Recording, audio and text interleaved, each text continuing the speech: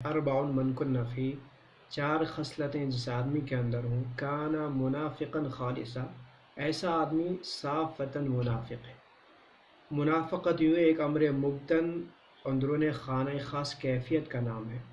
مگر آج کا سماج اس لفظ کا استعمال یا تو اپنے مخالفین کے الزام کے لیے، تو کچھ ہوشیار قسم کے لوگ منافقت کو، ڈبل پالیسی کو حکمت کا نام، دور اندیشی کا نام دے دیتے ہیں۔ اسی لیے اسلام نے منافقت کی واضح علامتیں بتلا دی، اب چاہے اسے مصلحت کا نام دے، سیاست کا نام دے یا جانکاری کا نام دے، اسلامی نقطہ نگاہ سے یہ منافقت ہی ٹھہرے گی۔ آپ نے جو پہلی علامت بتلا دی، اذا اؤتمن خان، امانت کے اندر خیانت۔ امانت شرعی اصطلاح کے اعتبار سے وسیع مفہوم رکھتا ہے، یہ آپ علیہ السلام کی فصاحت و بلاغت کا خاصہ ہے۔ یوں اہل لغت کا اصول ہے کہ مفرد لفظ کی وجہ مفرد معنی ہی کے لیے ہو سکتی ہے، الا یہ کہ متعدد اوضاع ہوں، مگر آپ کو عطا کیے جانے والی کلمات کا یہ خاصہ ہے کہ ان کے اندر رب نے وہ مرکزیت اور وہ جامعیت رکھی ہے کہ ان کے اندر مفردات ہونے کے باوجود علم کا دریا، معانی کا ذخیرہ وہ سمندر کو کوزے میں بھرا گیا۔ تو آپ نے مطلقاً امانت کا لفظ استعمال فرمایا، اور مطلق یدل علی الاتساع، قاعدہ ہے مطلق اپنے عموم پہ دلالت کرتا ہے۔ تو اس امانت کے اندر ہر طرح کی امانت آ ہی گئی، اور اس کے باوجود آپ علیہ السلام نے ایک خاص امانت کا تذکرہ کر دیا، اس امانت کی اہمیت کو ظاہر کرنے کے لیے اور آج کے سماج کو ملحوظ رکھتے ہوئے فرمایا المجالس بالامانہ۔ حضرت علی نے اسی روایت کو نقل کیا تو فرمایا المجالس بالامانۃ فی الحدیث، کہ آپسی بات چیت چاہے وہ آمنے سامنے ہو، فون کے ذریعے سے ہو، یا سوشل میڈیا پہ جو آپ کے پرسنل اکاؤنٹس ہیں ان پہ جو بات چیت ہو، ایسی بات چیت امانت ہے، اس کا افشا اور اسے وائرل کرنا یہ حرام ہے، یہ خیانت ہے۔ ترمذی کے اندر اسی حدیث کی مزید وضاحت، اذا حدث الرجل الحدیث، کہ جب کوئی آدمی آپ سے بات کرے ثم التفت، بات کرنے میں وہ دائیں بائیں جھانکے، گویا وہ اپنی بات کے اندر خدشات کا اظہار کر رہا ہے، فہی امانت، اس کی یہ بات امانت ہے۔ ترمذی کے جو حاشیہ نگار ہیں وہ اسی حدیث کی مزید وضاحت کرتے ہیں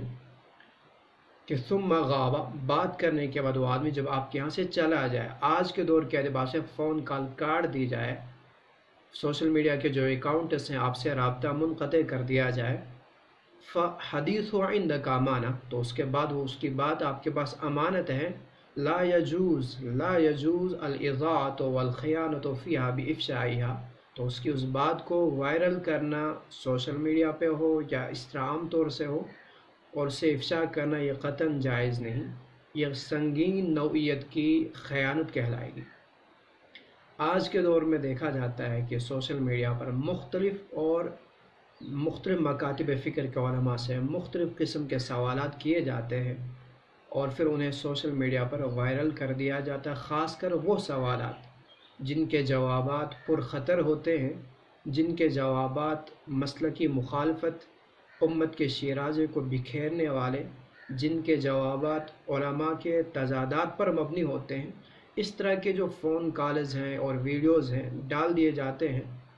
تو یہ اسی امانت کے اندر خیانت کے زمرے میں داخل ہے، بلکہ سنگین نوعیت کی خیانت میں اس سے سمجھتا ہوں کہ جس سے آپ پوچھ رہے ہیں وہ دیندار، جو پوچھ رہا ہے وہ بھی دیندار، اور جس بات کو پوچھ رہے ہیں وہ بھی دین کی مناسبت سے، گویا دین دین دین، تو یہ تو پھر دینداری کے اندر، دینیات کے اندر بے دینی ہوئی، تو یہ تو اور بھی زیادہ سنگین خیانت کہلائے گی۔ بہت سے لوگ پوچھنے کے بعد کہہ دیتے ہیں، یا ان سے جب کہا جائے تو وہ کہتے ہیں ہم نے اجازت مانگی، اور مانگتے بھی ہیں کبھی کبھی اجازت، لیکن معاملہ یہ ہے کہ ایسے موقع پر دی گئی اجازت معتبر بھی ہونی چاہیے یا نہیں ہونی چاہیے۔ جیسے کہ فون کے اوپر جو اجازت مانگی جاتی ہے وائرل کرنے کی، اس موقع پر اتنا موقع ہی نہیں ہوتا کہ آپ صحیح اور غلط کا فیصلہ کر کے اس سے اجازت دے پائیں، اور پھر جس سے اجازت مانگی جاتی ہے وہ خود بھی یہ جان رہا ہوتا ہے کہ میری یہ اجازت دینے نہ دینے والی بھی بات بھی ریکارڈ ہو رہی ہے، تو ایسے میں وہ بھی مختلف طرح کے خدشات کا شکار، تو وہ اجازت دے ہی دے دیتا ہے۔ تو ہمیں فقہ کے اندر اس طرح کی بکثرت نظیریں ملتی ہیں۔ حضرت امام شافعی رحمہ کے مسائل میں تو زیادہ تر،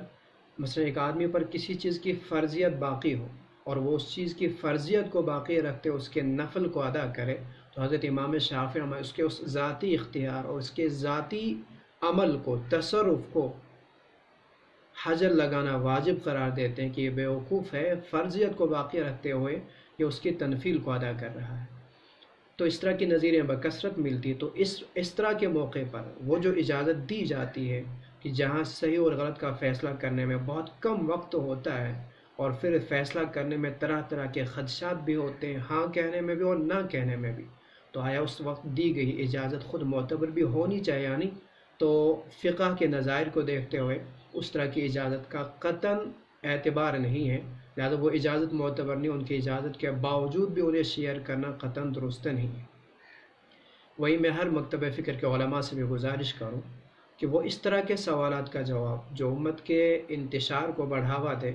جو مسلکی اختلافات پر مبنی ہوں، جو علماء کی آپسی اختلافات پر مبنی ہوں، ان کے تضادات پر مبنی ہوں، اس طرح کے سوالات کا جواب وہ فون کالز کے ذریعے اور اسی طرح سوشل میڈیا کے ذریعے قطعاً نہ دے۔ جنہیں واقعی پیاس ہوگی وہ آپ کے در پہ آ جائیں، لیکن وہ اس سے پرہیز کریں کہ کبھی کبھی ان چیزوں کے جوابات خود آپ کی ذات کو مجروح، آپ کے حلقے علمی کو تباہ، اور وہیں آپ کے مسلک و مشرب اس کو بھی مطعون کر دیتے ہیں۔ اور جو لوگ اس سے پھر وائرل کر دیتے ہیں، اگر وہ ذاتی معلومات کو حاصل کرنے کے لیے کریں تو ٹھیک ہے، لیکن اس سے پھر امت کے اندر انتشار کا ذریعہ بنانے کے لیے قطعاً استعمال نہ کریں اس طرح کے فون کالز کو اور اس طرح کی ویڈیوز کو۔ ابن کثیر نے البدایہ والنہایہ کے حوالے سے اور میزان الاعتدال کے اندر علامہ ذہبی بھی ایک حدیث نقل کرتے ہیں، قیامت کی نشانیوں میں آپ نے فرمایا ان من اشراط الساعۃ ان تخرب القلوب، کہ قیامت کی ایک نشانی یہ بھی ہے کہ لوگوں کے ذہنوں کے اندر انتشار اور ان کے سکون کو چھینا جائے گا، مختلف طرح کی باتیں اور مختلف طرح کے اختلافات اور انتشاری چیزیں ان کے اندر ڈال کر کے، لہذا یہ چیزیں اگر باعث انتشار بنتی ہوں تو یہ قیامت کی نشانی ہی شمار ہوں گی۔ اس طرح کے ویڈیوز خود وائرل کرنے سے بھی پرہیز کر لینا چاہیے، اور جو لوگ وائرل کرنے کے بعد دوسرے لوگ جو ان ویڈیو کو مزید شیئر کر دیتے ہیں اور لائک کرتے ہیں، وہ بھی اس سے احتراز کریں کہ وہ بھی اس خیانت کے اندر برابر کے حصے دار پھر بن جاتے ہیں۔ لہذا اس طرح کے ویڈیوز اور اس طرح کے فون کال جن کے اندر مسلکی اختلافات ہوں، جو امت کے مرکزیت کو توڑنے والی ہوں، جو علماء کے آپسی اختلافات اور تضادات پہ مبنی ہوں، خاص کر خاص موقعوں کی جو لڑائیاں ہوں، انہیں چاہیے کہ اس طرح کے ویڈیوز کو اور فون کالز کو قطعاً سوشل میڈیا پہ نہ ڈالا کریں، ذاتی معلومات تک رکھ لیں آپ، یا اسے آپ امت کے انتشار کے لیے، مزید بکھراؤ کے لیے قطعاً استعمال نہ کریں۔